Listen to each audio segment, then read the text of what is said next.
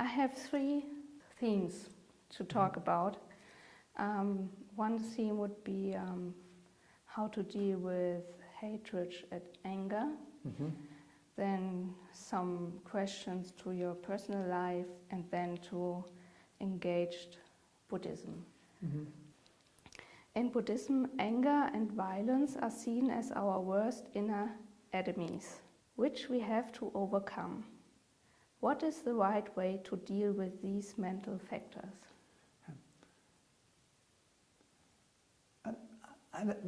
I don't know that there is a right way, not one. What I've experienced in my life as a result of my Buddhist practice is that anger and hatred are valuable friends, not to be overcome, but to be known. In my efforts to not, when they remain unknown, my anger and my hatred, they control my life. Because then I think that the anger and hatred are created from something outside. When my anger and hatred is unwanted, and I see its source as something external, then then the illusion is cultivated that if I simply eliminate what I perceive as the source of my anger, then my anger is gone. But of course, the anger is not external. The hatred is not external. It is a suffering which has been passed to me through endless streams of past generations and through the collective conscious of which I'm a part. So what I've discovered through Buddhist practice, and which has served me well, is not to reject my anger or hatred, to really get to know it. So in the knowing, in the befriending, my anger and hatred then becomes an ally to me. It enables me to step into the realms of anger and hatred and not be trapped by them. And it's in those realms of anger and hatred where healing and transformation can take place. It's not the absence of anger and hatred, but the establishing of a more conscious and different relation with that anger and hatred. How can I find out my personal anger and hatred? Even if I think I don't have them, I don't do anything wrong, I don't even kill a fly. Anger doesn't have one face. Hatred doesn't have one face. If I meet 4 people, if I meet 3 people in the day who I have judgments about, then I have met my anger and hatred. The world is reflecting this to me. If I think that I have no anger and hatred, then I am consumed by anger and hatred, and I'm only blind to it. Unless I really want to see my anger and hatred, I won't see it. Even if I'm constantly acting on it, I won't see it. I will always make it the responsibility of something else, or I will deny it. So first, I have to cultivate the desire to want to know, the willingness to know. And once I cultivate this willingness, then it becomes necessary to have a disciplined spiritual practice, which is rooted in self-reflection. And through this process, my anger then becomes, I have the opportunity to know my anger, to know my hatred, to see its 10,000 million trillion forms. anger is not always, it doesn't always look like anger. Hatred doesn't always look like hatred. Thinking that by not killing a fly, I am somehow better or different is also a form of anger and hatred. Because it's creating separation between myself and those who kill. I have to understand that I am not separate from those who kill.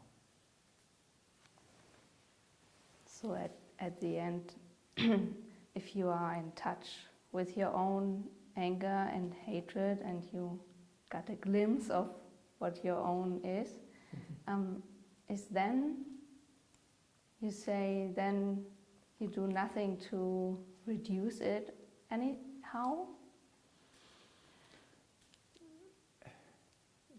Once I have a glimpse of it, and the way I have a glimpse of it is through my actions, I can see which actions are harmful to myself and to others.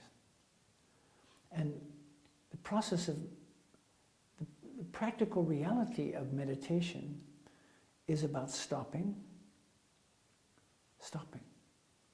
coming back to the breath. So when I become conscious of how my anger manifests itself in the world, then the point is to make it the focus of my meditation practice and just stop. Just stop. In the stopping, then I get to see what's underneath the anger. Because often anger and hatred are only stones that are hiding much deeper suffering. From a psychological perspective, anger can also be useful. It shows that something is wrong, that there is a problem we have to deal with. Does it make sense to fight against anger?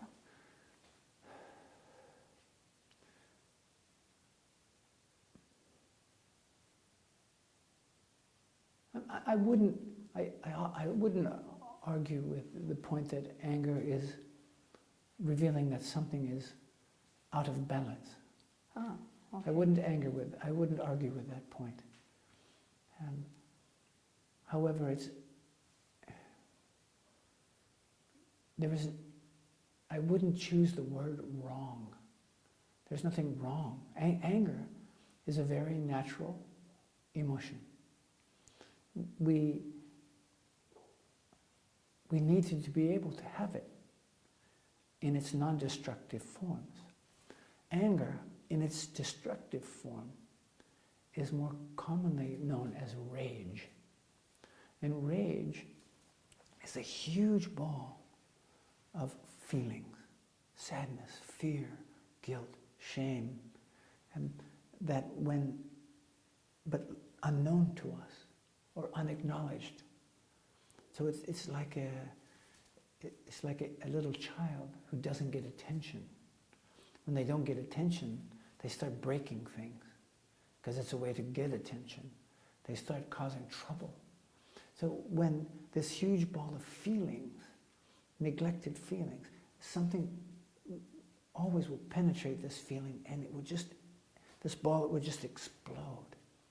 We often call that anger when it's not. It's rage.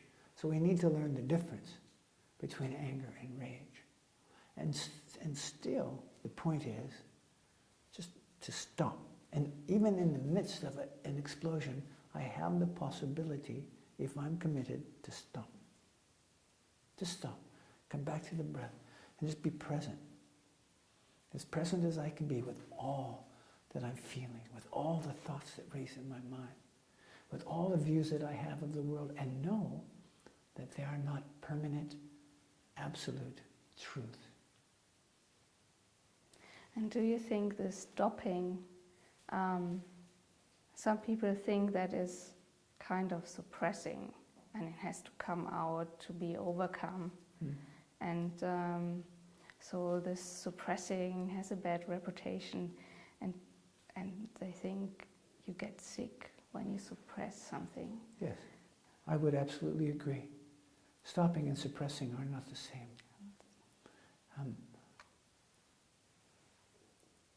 Suppressing is the denial of. Stopping is just not allowing the suffering to control our actions. So we have to find new ways to be in a conscious relation with our rage, our anger, our hatred. And with this, we need a disciplined practice. We need guides. We need people to support us to formulate a new strategy on how to be present, not suppress, which is the rejection of, not to be controlled and just act, because neither of those are healthy. How to be present and not react. This is what I mean when I say stopping. So when I'm reacting in ways which are hurtful to myself and others, I just stop. I stop the acting, but not deny the feelings. I have to find a new way to be in relation with the feelings. This takes support and help and guidance. And above all, a desire. Yes, even a burning desire to be more present in the world. So what's your experience with this stopping? Mm-hmm. I made the experience that it makes everybody else very angry when I just don't do what they expect, or be angry or... Whenever I change, whenever I interrupt an expected pattern of behavior, whenever I begin this process of transformation, and I don't behave in ways in which people expect, that simply leaves people with their feelings. They're not accustomed to that, they don't like that, and they want to attempt to get me back, or get the dynamic back into, to get the system back in order. Not that the order is out of order, but people know how to function in this out of orderness. When the out of orderness doesn't exist, people don't know how to function. And so they attempt to get everything back into this out of orderness. And so they don't have to feel the feelings that they're left with. And still, I must not, this is what practice then supports me, to not get seduced back into the old patterns of reacting, of hatred, of fear, of condemning, of, I have to be very, but it takes time, it takes effort, it takes discipline, it takes courage, and above all, it takes willingness and desire. I have to really want to live differently. And if people can't adjust, then I have to find other people. We also have the experience in Dharma centers that conflicts are not resolved but covered under layers of friendliness and silence. Yes. There are a lot of aggressions. Yes. How can we learn to openly deal with these conflicts without hurting each other? The idea, I'd like to first talk about this notion of hurting someone. Often when people are left alone with their feelings that they don't want to have, that someone else's behavior they've used to mask their own feelings. When they're left with these feelings, they feel what they call hurt, because you're not supporting them to distract anymore. That doesn't mean that you've hurt their feelings. So when I change, when I stop feeding a dysfunctional system, and I stop being seduced again and again into patterns that keep these systems of anger, shame, guilt, hatred alive, people will react to that. But but I have to understand that their reaction is about them, not about me. So the hurt feeling, the hurt that they feel, they must necessarily feel so that they can experience healing and transformation. What's important for me is to always examine, what are my intentions? What are my intentions in my relations? But it's a very interesting statement, because I often say publicly that I've lived and studied in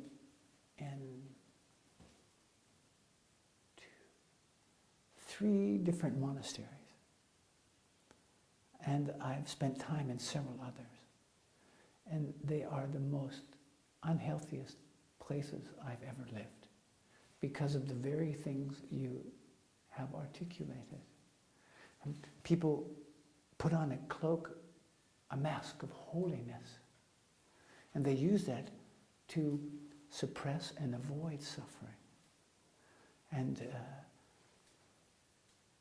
this is not the point. It's really not the point. So, what I must, though, concentrate on is that another person's suffering is not my business. What is my business is my suffering. While I cannot do anything about the suffering of the other, I can do something about my own. Karma can be changed with the awareness that within me, the whole community exists. So as I change, the community changes. So to concentrate on that which I can do something about, which is my own anger, hatred, fear, loathing, guilt, all of these things.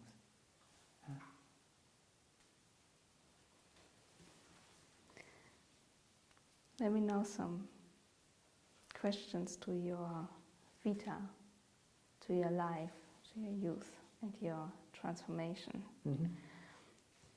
You mention often that because of your education and your life circumstances, when you were young, you did not have the choice then going to Vietnam voluntarily with 17 years.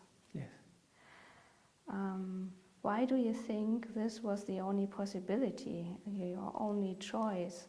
Don't you think that you have always a free choice? No. There is no such thing as free choice. If you don't know you have choices, you don't have them. And understand that I believed that I was making a free choice to go into the military. But first, there is no I to make the choice. And second, I was just responding to all of the karma which I have inherited from these past family generations and from the collective conscious that I'm a part of. It is a system which was pressing me in one direction, and with no other voice, with no other information.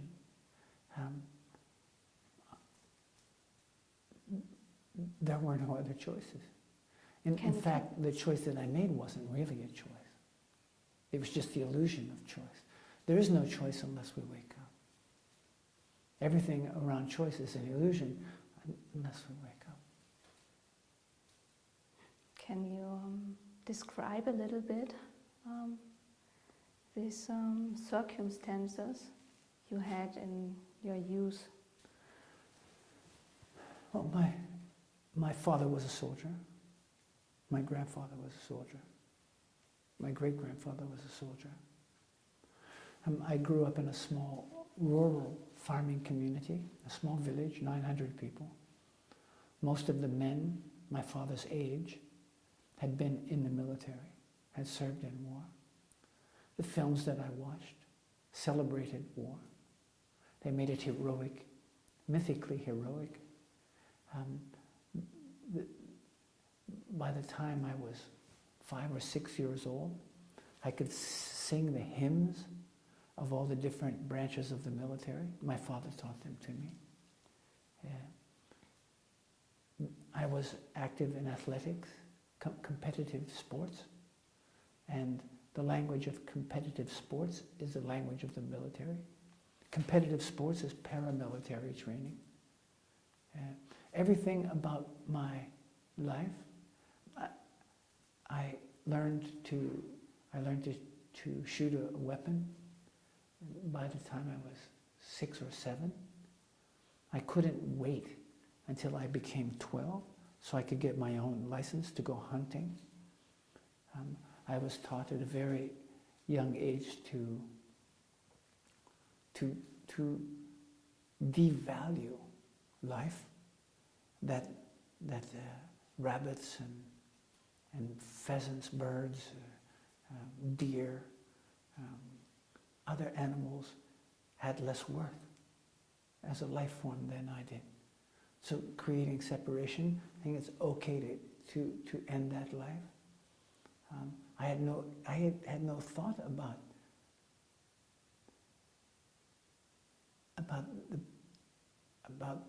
other entities, about being connected in any way to these other entities. So I was being conditioned from the time I was born to create separation and to place myself in the top of this chain of value. So all of this was preparing me. I was raised with a very nationalistic attitude, that whenever the country asked me to serve, that I was not to say no, that it was my duty and responsibility. But this was passed on to me, nothing to do with me, and there was no other voice, not one with any clarity or strength. And so it was like I was poured into a funnel where I had only one possibility. So if we don't know we have choices, we don't have them. That's why today I go to the places that I go and talk about the things that I talk about, so that people have, and talk about it with clarity. And because of my experience, I have some authority. I know the language. And when I speak, people have more of a possibility to listen. So that once I've spoken, people can no longer say that they didn't know, or they don't have a choice, because they have a choice. It's a bit like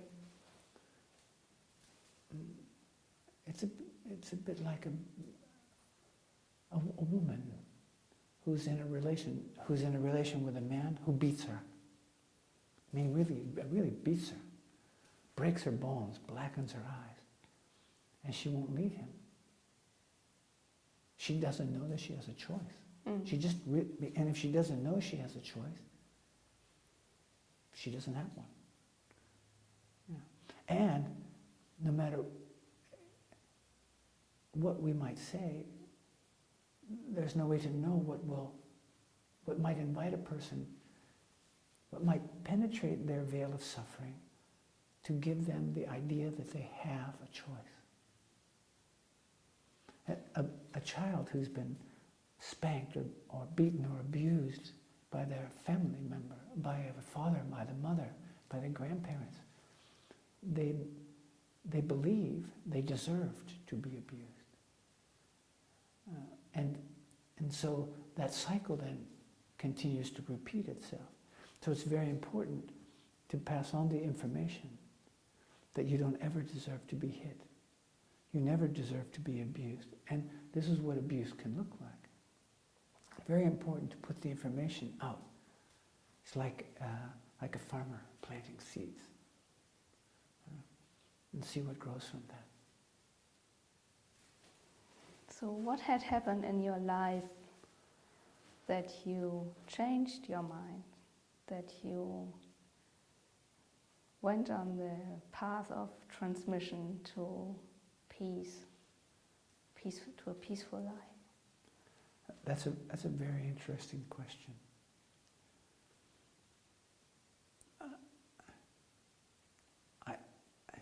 I don't know that there's one answer.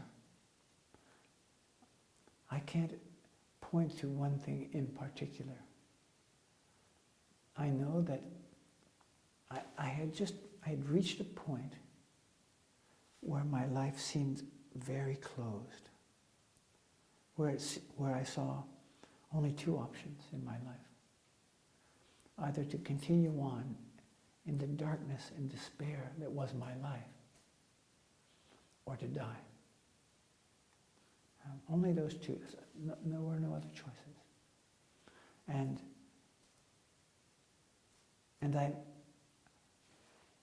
I didn't have the courage really to just kill myself, because I was uncertain about that.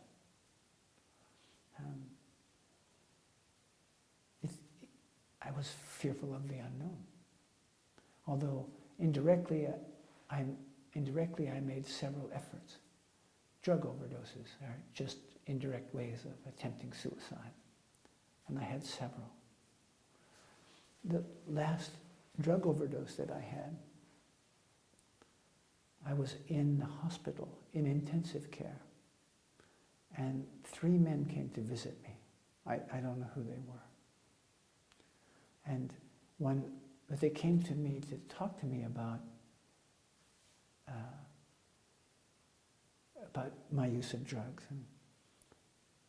and that the message they came to give me was that my problem wasn't my despair and my anger and my hatred and my loneliness. My problem was the drugs, and that if I stopped taking drugs, then I had a chance to address these other matters, and my life could become different.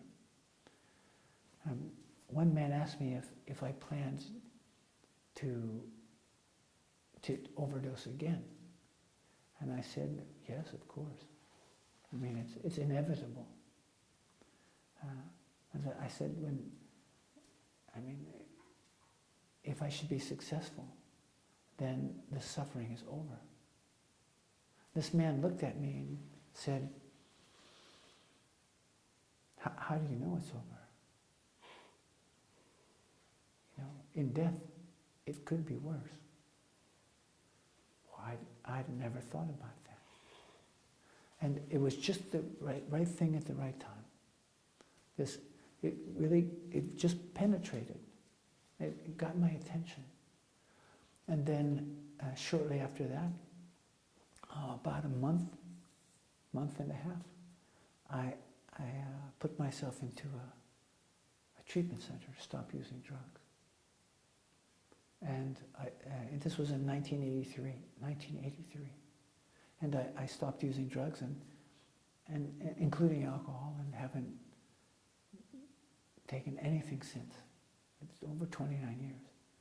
But it was that event, the stopping, that really presented me with the opportunity to experience my life directly, which then presented the opportunity to adopt strategies, to live in a different relation with my suffering, which led to the process of the possibility of healing and transformation. And from that point forward, my life just kept opening up. And I just kept doing the next thing that presented itself. And it brought me here. So I just keep doing this. I'm very curious what's next. Yeah. And when did Thich Nhat Hanh and Bernard Glassman came into your life? Yes, I first met Buddhist practice at a retreat with other former soldiers in 1990. And that retreat was facilitated by Thich Nhat Hanh. At that time, there was only him and one nun. No one knew him, or he was not very well known. at this time. And from that retreat, I went to the monastery in France with the intention just to visit, and then I stayed for 3 years. At the end of 3 years, I made a decision to leave. I was invited to become ordained in that lineage, but it didn't fit for me.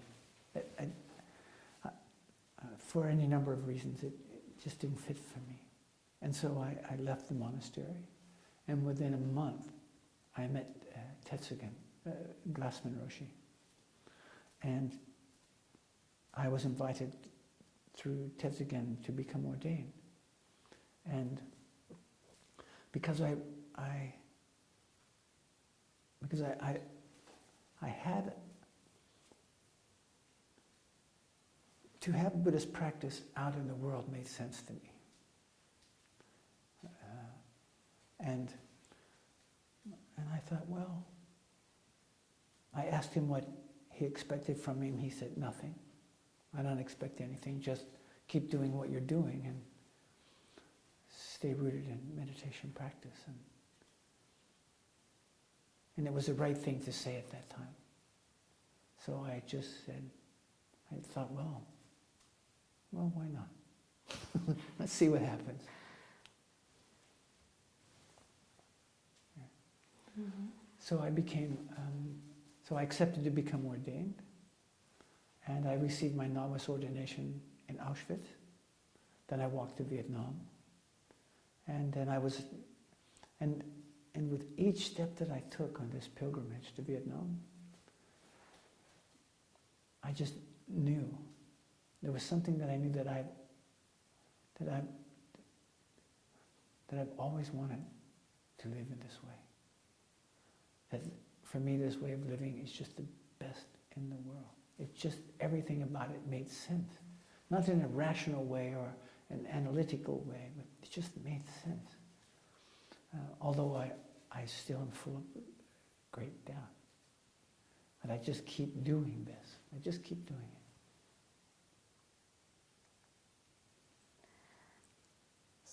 How do you understand the connection between meditation and action?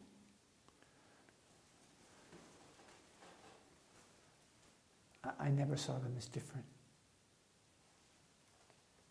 And it's interesting, the whole idea of engaged Buddhism is a bit paradoxical, because I always understood Buddhist practice to be engaged.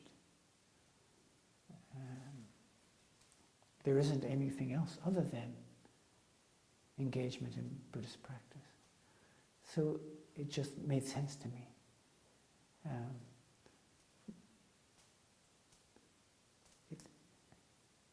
Meditation practice, in all of its many forms, have always been very alive for me. And I see every place. I see Buddha in everything and everywhere. And I see every place as a meditation hall. There is no special place. I understand that there are, but in my way of thinking, wherever I am, there is the zendo, there is the temple, there is the monastery. Because I think it is a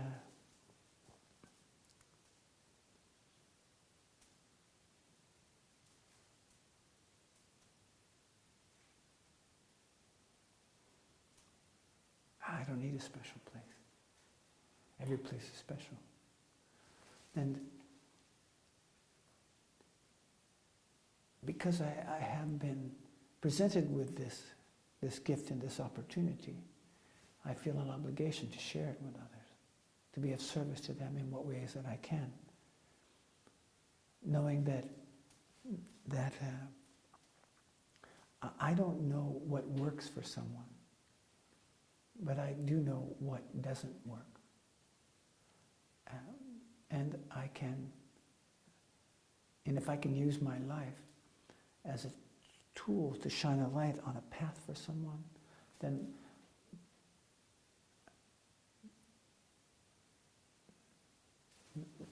that's what I'm born to do. That's what I exist to do.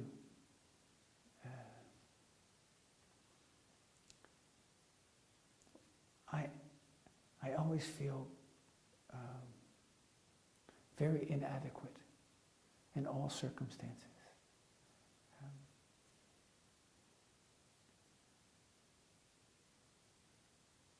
And yet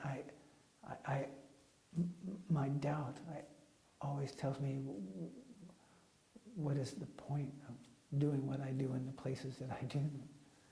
And in spite of all that, I continue because I hear and I see that something takes place as a result of this, as a result of the activities that I get invited to participate in. Something happens that is positive for people. It encourages them to do something different. So I just keep doing it. You said you do it because you are invited to do. Yes. There are a lot of things I think you do from your own idea to do it, like doing the walk through United States. No, that was someone else's idea. Ah. Not mine. Well, this is true and it's not true. At the time that happened, the pilgrimage across the United States, I was planning to join a pilgrimage that would start in Africa and follow the slave trade route from Africa to the United States. But I don't know when it happened. At a point, I just had this real clear voice of awareness. It just said to me, you know, before you go anyplace else, before you walk anyplace else, you need to do this in your own country. It was so clear to me. And that was really the inspiration to walk across the United States. But there was all kinds of pressure to make this pilgrimage about something and make it press. And I just said, no. I'm walking just to walk. In the process of walking, I see what arises, and I work with that. And it was a most incredible experience. I couldn't, if I would have had it, I would have missed so much had I had an agenda that I was attempting to follow. I would have missed so much. Yeah. But beyond that, the other pilgrimages that I've walked in have all been at the inspiration of somebody else. Somebody said, well, let's do this. Would you be willing to do this? I said, and then I would look and say, yes, here's what you need to do to organize it, I'll come. Virtually everything I do is because I'm invited. If I'm not invited, I don't do it. Like that. So you don't have a plan for the next 2 years? No, I don't have a plan for the next 2 years. Well, I do have an intention. My life is committed to awakening. But I have no idea what that means. My life is committed to bringing an end to all wars in my lifetime. To bring an end to all suffering in my lifetime. I'm committed to that. With the understanding that the roots of war, violence, and suffering exist in me. And so that as these roots of war, violence, and suffering in me become transformed, then families transform, societies transform, cultures transform, the world transforms. Because I really self and world aren't two things. I'm not impatient. I am. I mean, I would like it to all be finished now, but that my impatience doesn't decide for me. So I do what I do, rooted in these commitments, and abandon outcome, see what rises.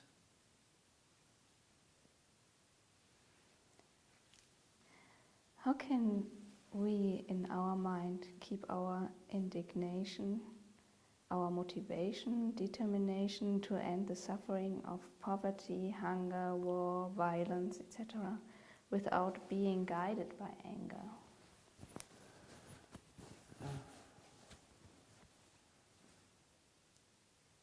I mean, it's a very important and interesting question.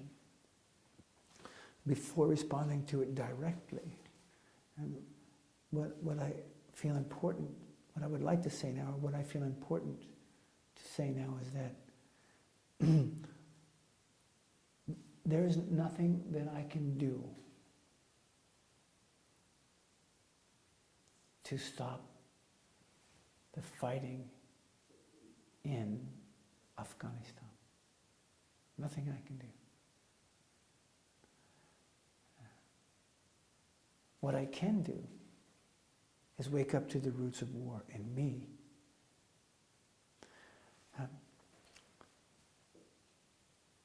So that those cycles of war, violence and suffering in me stop, transform. Then, when I go into these areas, and I do go there,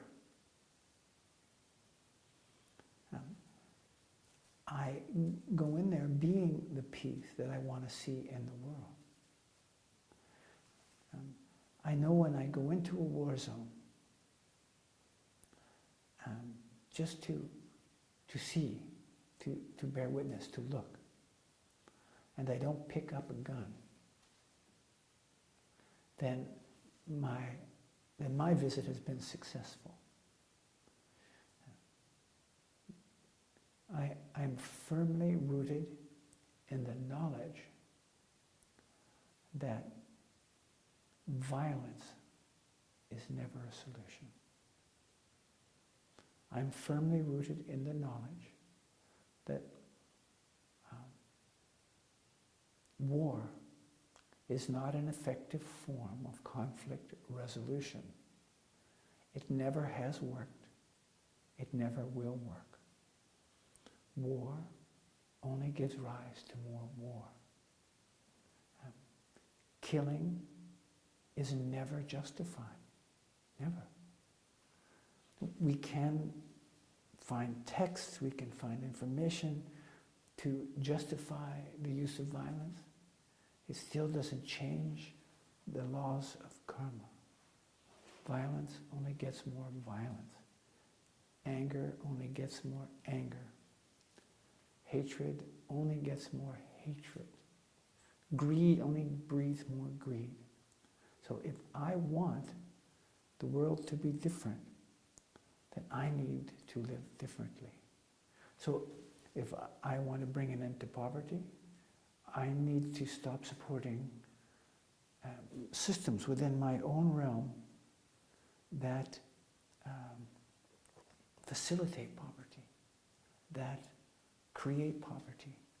And I have to be willing to live differently. I mean, that's one of the reasons why I live in the way in which I live, more directly. I also have taken vows of mendicancy because I'm only permitted in the monastery 3 months out of the year, and I'm not a very good monastic monk. those places are, they just don't feel all that clean to me. Yeah? But I'm also very glad that they exist, because they keep these essential teachings alive, those teachings which nourish and support me.